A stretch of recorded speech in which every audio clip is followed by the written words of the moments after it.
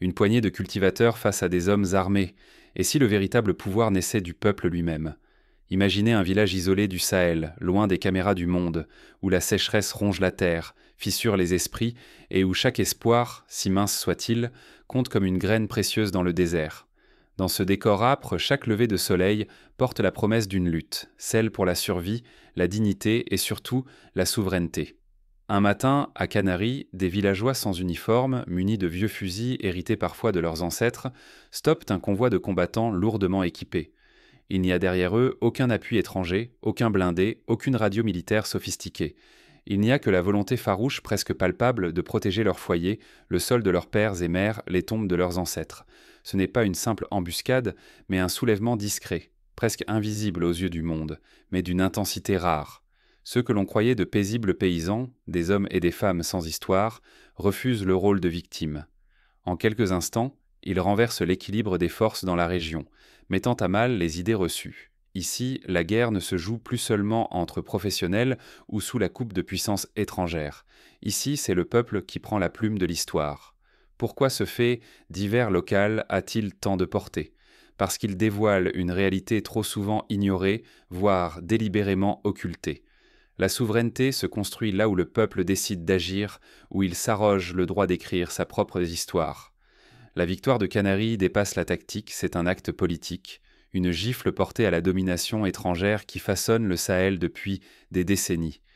Depuis l'époque coloniale, puis des interventions militaires ponctuelles, ce sont souvent d'autres que les Africains qui écrivent le récit de la région. Canaries, c'est la réécriture en direct.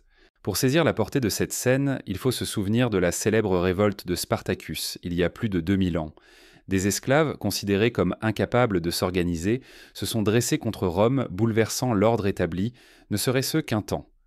À Canaries, ce sont des cultivateurs, des femmes, des aînés qui disent « Nous refusons d'être des spectateurs de notre propre drame ». Mais si ce modèle échoue ou reste incompris, les conséquences seraient trop dramatiques.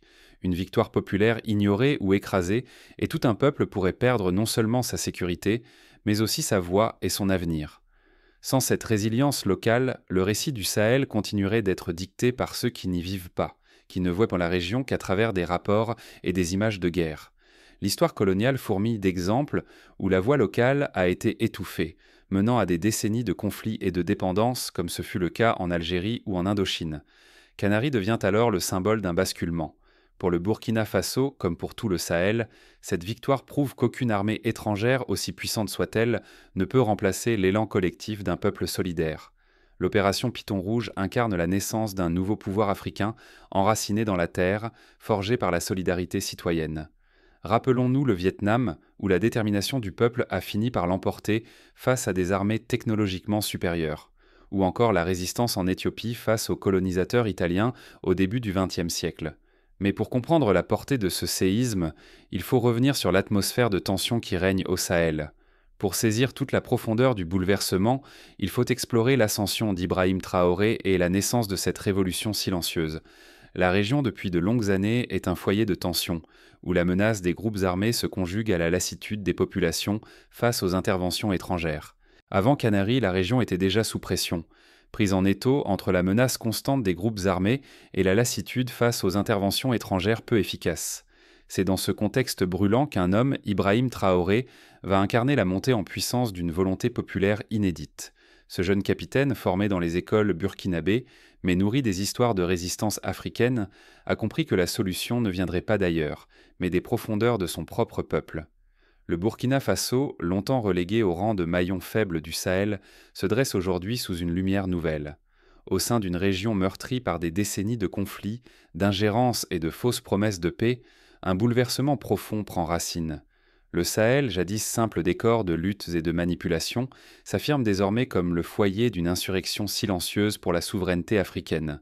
Cette insurrection n'est pas sans rappeler la marche du sel de Gandhi en Inde, où la désobéissance civile a fini par fissurer l'Empire britannique. Ce renouveau porte un visage, Ibrahim Traoré. À un peu plus de 30 ans, ce capitaine a fait irruption sur la scène politique du Burkina Faso. Il cristallise les espoirs d'une génération décidée à s'émanciper du joug des grandes puissances. Pour beaucoup, Traoré n'est pas seulement un nouveau chef d'État. Il incarne le réveil d'une Afrique résolue à s'inventer un destin. Comme Sankara avant lui, il incarne ce souffle de renouveau porteur d'espoir.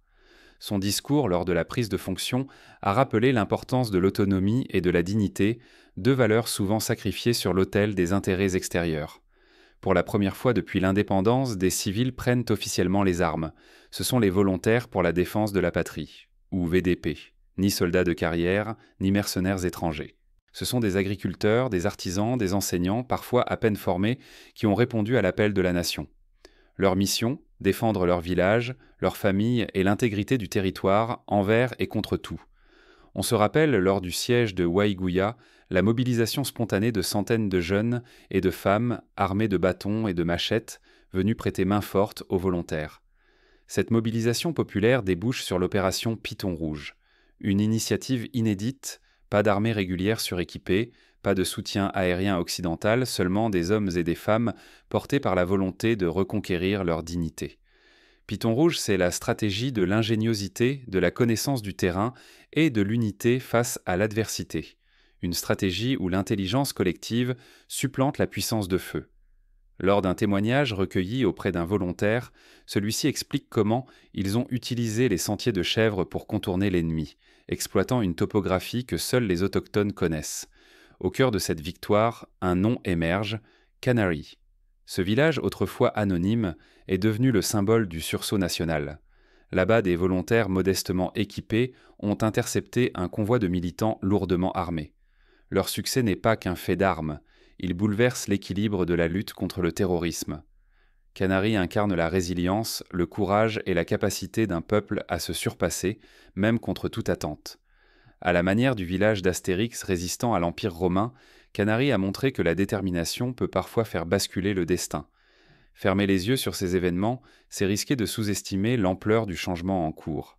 C'est aussi s'exposer à répéter les erreurs du passé. Dépendre sans fin des forces étrangères, négliger la puissance du collectif et oublier le rôle primordial des citoyens. Désormais, la souveraineté du Burkina Faso se joue autant dans la conscience populaire que sur les champs de bataille. Comme en Amérique latine avec la révolution sandiniste, la victoire idéologique précède souvent la victoire militaire. Pourtant, la victoire de Canary ne se résume pas à un élan de bravoure ou à une improvisation géniale. Elle pose une interrogation essentielle. La souveraineté au Sahel peut-elle vraiment s'affirmer sans appui extérieur ? L'opération Python Rouge a ouvert un nouveau front, où ambition nationale et intérêts internationaux s'entrecroisent. C'est le dilemme de toute révolution. Comment résister sans ouvrir la porte à de nouvelles formes de domination ? Mais derrière cette victoire, de nouveaux défis émergent. Les regards du monde se tournent désormais vers le Burkina Faso, prêt à tester les limites de son indépendance. Les médias internationaux, de Paris à Washington, rédigent déjà des analyses. Certains parlent d'aventures risquées, d'autres de modèles à suivre. La pression monte. Et si la bataille décisive se livrait d'abord dans les esprits ? L'histoire récente l'a montré en Ukraine, où la guerre de l'information est aussi cruciale que celle des armes. Au cœur du Sahel, le conflit a changé de nature. Désormais, les forces burkinabées affrontent des groupes armés insaisissables, soutenus par l'ombre persistante d'intérêts étrangers. Chaque escarmouche résonne bien au-delà des frontières, car derrière les armes se jouent d'immenses enjeux géopolitiques. On se souvient du rôle des grandes puissances dans les guerres d'Angola ou du Congo, où chaque camp était secrètement soutenu par des acteurs extérieurs. L'attaque de Canary agit comme un électrochoc. En quelques jours, la mobilisation populaire prend une ampleur inédite. Le nombre de volontaires pour la défense de la patrie double. De simples villageois se transforment en remparts, affirmant haut et fort leur droit à la liberté et à la dignité sur leur terre. L'effet d'entraînement rappelle celui des printemps arabes, où l'étincelle d'un événement local embrasa des continents entiers. La riposte ne tarde pas. Moins de 4 heures suffisent pour neutraliser plus de 40 assaillants. En 2 mois à peine, les attaques diminuent d'un tiers, tandis qu'une coordination inédite se tisse entre civils, armées régulières et renseignements locaux. Le terrain change de main, mais surtout d'esprit. Pour la première fois, la population dicte le tempo. La population cesse d'être spectatrice. Elle devient stratège, transmet les informations, déjoue les pièges, surprend même les adversaires les mieux aguerris.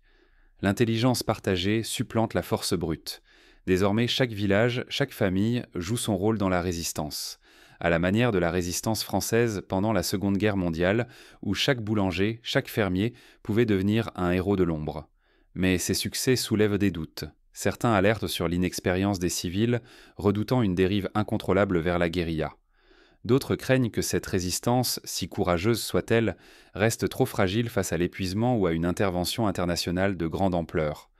Dans l'histoire, de nombreuses révoltes populaires ont échoué faute de relais institutionnels ou d'alliés à l'extérieur. Un autre front se dessine, celui du récit. Maîtriser la narration, c'est imposer sa légitimité. Les puissances étrangères, par médias interposés, cherchent à façonner l'opinion, décrivant les volontaires tantôt en martyrs, tantôt en fauteurs de troubles. Mais pour le Burkina Faso, reprendre la main sur son histoire, c'est refuser d'être réduit à un pion. L'enjeu de l'image n'a jamais été aussi crucial. La guerre du Sahel n'est plus seulement affaire de territoire. Elle oppose deux visions du monde, une Afrique qui choisit la solidarité populaire et l'autonomie face à la tentation d'une dépendance éternelle à l'aide étrangère. Si la mobilisation échoue, c'est le spectre du chaos et de l'ingérence qui menace non seulement le Burkina Faso, mais toute la région. L'unité nationale n'est plus un idéal, mais une question de survie. Dans la Yougoslavie des années 90, l'absence de récit unificateur a précipité l'éclatement du pays. Mais comment ce tournant stratégique s'est-il préparé et jusqu'où la mobilisation peut-elle tenir face au vent contraire? Plongeons dans les coulisses de la résistance, là où tout s'est joué. Les réunions secrètes dans les cases, les signaux de fumée, les messagers à moto évitant les barrages, chaque détail compte. 3 chemins se dessinent pour le Sahel, 3 destins en suspens. Lequel l'emportera? Après la victoire portée par Canary, le Burkina Faso se retrouve à un carrefour historique.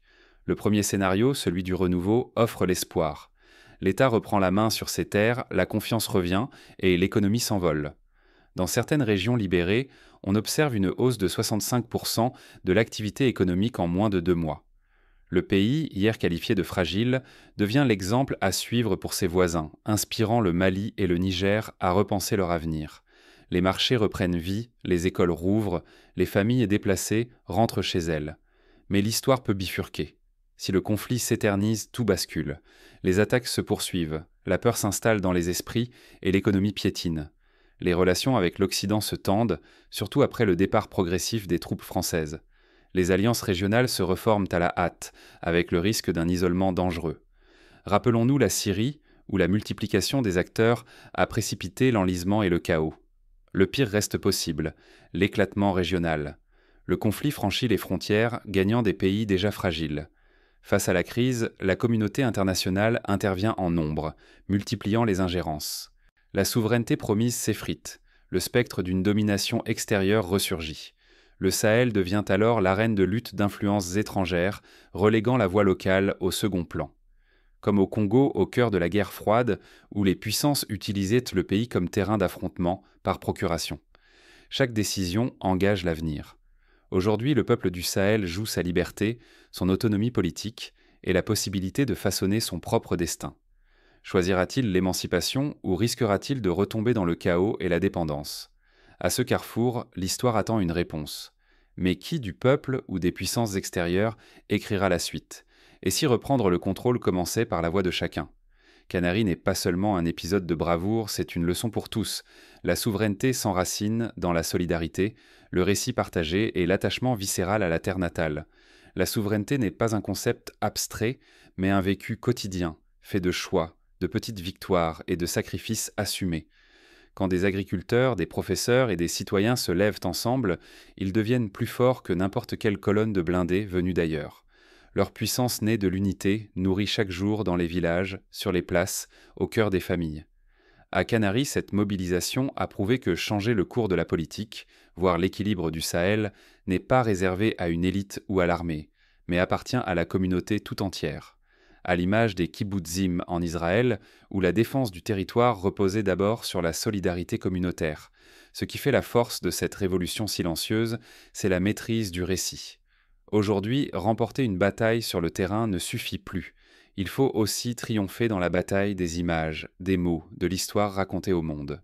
En tenant le fil de leur narration, les Burkinabés ont bouleversé les perceptions internationales, imposant une image de dignité là où l'on attendait la soumission.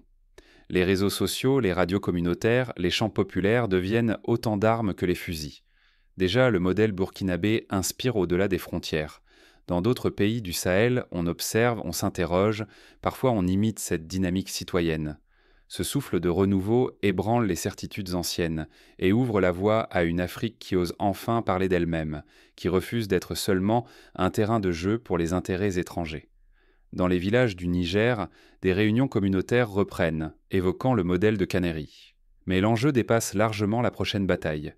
Ce qui se joue, c'est la possibilité, pour tout un continent, de réécrire les règles, de rêver et d'ancrer une autonomie politique et économique forgée collectivement. La souveraineté n'est plus un mot figé, mais un acte quotidien, incarné dans chaque choix, chaque mobilisation, chaque refus de la résignation. Cela rappelle l'expérience du Botswana, devenu un modèle africain grâce à la construction méthodique d'institutions inclusives. Le risque pourtant est immense. Ignorer la leçon de Canary, c'est accepter que l'histoire se répète, laisser la dépendance grignoter l'identité même du pays. L'indifférence ou la lassitude rouvre la porte aux anciennes influences et menace le contrôle sur le destin national. Beaucoup de pays, de la Grèce antique à la Pologne du XIXe siècle, ont payé cher le prix de la résignation. Face à ces défis, un choix existe pour chacun, subir ou écrire l'histoire. Car peut-être, aujourd'hui plus que jamais, la souveraineté commence par la voix de chaque citoyen. Il suffit parfois d'une étincelle pour rallumer le feu de l'espoir, une assemblée de village, un chant, une mobilisation sur le marché. Mais la victoire de la parole n'est rien sans actes concrets. Ce sont les décisions de demain, individuelles et collectives, qui décideront si l'élan de Canary s'arrête ou s'étend. Organiser des comités de vigilance, soutenir l'éducation des jeunes sur l'histoire locale, encourager la participation des femmes dans les instances de décision. Ce sont là des gestes qui, mis bout à bout, construisent une souveraineté réelle. Le véritable pouvoir commence là où la résignation s'efface. Lorsque le peuple cesse de croire que tout est écrit d'avance, il reprend la main sur son existence. C'est le message du printemps de Prague, de la révolution des œillets au Portugal, de la marche pour la justice en Afrique du Sud. Aujourd'hui, l'histoire du Burkina Faso ne se raconte plus à la périphérie, mais s'impose, écrite en lettres de courage et d'insoumission. À Canary, ce ne sont pas seulement des armes qui se sont exprimées, mais la voix profonde d'un peuple soudé, décidé à ne plus laisser d'autres écrire sa destinée. Les griots, porteurs de la mémoire collective, chantent déjà les exploits de ces volontaires. L'opération Python Rouge va bien au-delà d'une simple manœuvre militaire. C'est une proclamation. La souveraineté ne s'achète pas. Elle se construit, elle se revendique dans l'épreuve. Les volontaires pour la défense de la patrie, femmes et hommes venus de toutes les régions, ont démontré que la force d'une nation jaillit d'abord de la conviction intime de son peuple. Comme au Ghana avec Kwame Nkrumah, la souveraineté doit être portée par le peuple, incarnée dans chaque action quotidienne.